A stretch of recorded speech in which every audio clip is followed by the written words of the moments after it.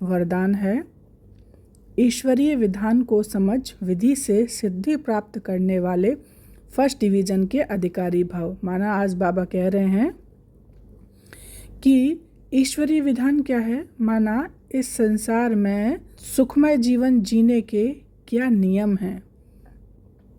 तो बाबा वही कह रहे हैं कि ईश्वरीय विधान को समझ विधि से सिद्धि प्राप्त करने वाले।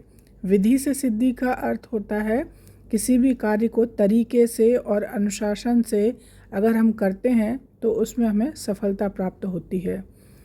माना किसी भी कर्म को अगर हम रोज़ करते हैं तभी उसमें सफलता मिलती है ना। जैसे पढ़ाई भी अगर हम रोज़ रेगुलर अच्छे से करते हैं तभी हमको फर्स्ट डिवीज़न आता है ना। तो बाबा वही कह रहे हैं कि विधि से सिद्धि प्राप्त करने वाले यानी कि सफलता प्राप्त करने वाले फर्स्ट डिवीज़न के अधिकारी भव। अब ये हम कोई लौकिक पढ़ाई तो कर नहीं रहे हैं जिसमें हमको फर्स्ट डिवीज़न आएगा, हम अलौकिक पढ़ाई कर रहे हैं। अलौकिक का मतलब दैवीय पढ़ाई, दैवीय घराने की पढ़ाई है ना, दैवीय कुल में जाने की पढ़ाई कर रहे हैं। तो जब हम सतयुग में जाएंगे तब हमको बाबा क्या बोल रहे हैं, तो आपको फर्स्ट डिवीज़न में अधिकारी होने का आज वरदान मिला है हमको, अधिकारी भव। फर्स्ट डिवीज़न के अधिकारी कौन होंगे, राजा रानी होंगे। तो जब सतयुग में हम जाएंगे तो कौन बनेंगे, राजा और रानी का पद मिलेगा हमको। तो बाबा ने इसका आज हमको वरदान दिया है। एक कदम की हिम्मत तो पदम कदमों की मदद। बाबा कह रहे हैं कि किसी संकल्प को बस आप विचार करो कि हाँ मुझे ये करना है, संकल्प तो करो, तो फिर बाबा उसकी मदद करते हैं। ड्रामा में इस विधान की विधि नोदी हुई है, यानी कि संसार क्या है, एक ड्रामा है।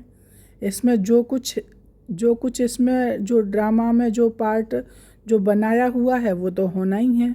तो वही बाबा कह रहे हैं कि विधि नूदी हुई है। अगर यह विधि विधान में नहीं होती तो सभी विश्व के पहले राजा बन जाते।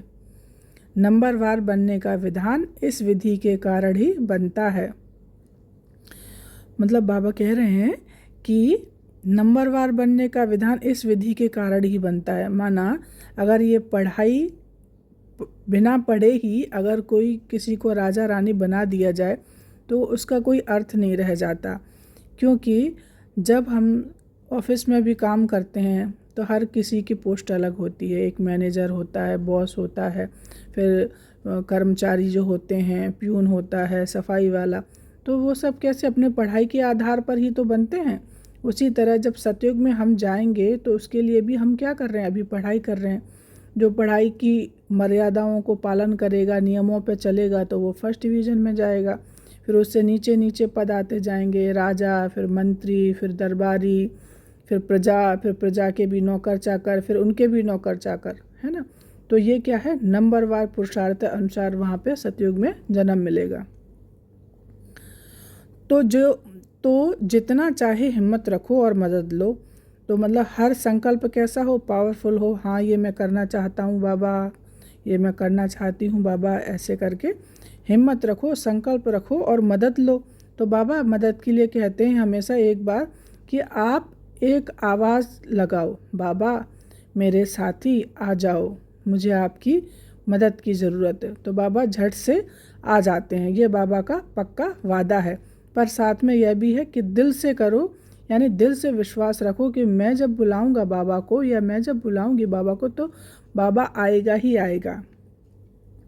चाहे सरेंडर हो चाहे प्रवृत्ति वाले। माना जो सरेंडर कहते हैं जो ब्रह्म कुमारी सेंटर पर रहते हैं भाई बहन जो समर्पित होते हैं, चाहे प्रवृत्ति वाले यानी कि जो घर में रहते हैं, चाहे कोई भी हो, कोई भी हमें बुलाएगा तो बाबा बोलते हैं मैं आऊँगा।